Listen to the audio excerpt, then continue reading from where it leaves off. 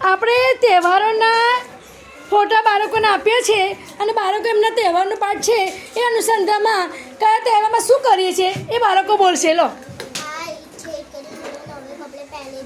और गले लगाए छे और ईद मुबारक करे छे. સરસ. આ દિવાળી છે એમાં બધા નવા કપડીને ફટાકડા ફોડે છે. સરસ. હોળી એમાં પિચકારી ઉડાડીએ છે અને આ માર્ચ મહિનામાં આવે છે.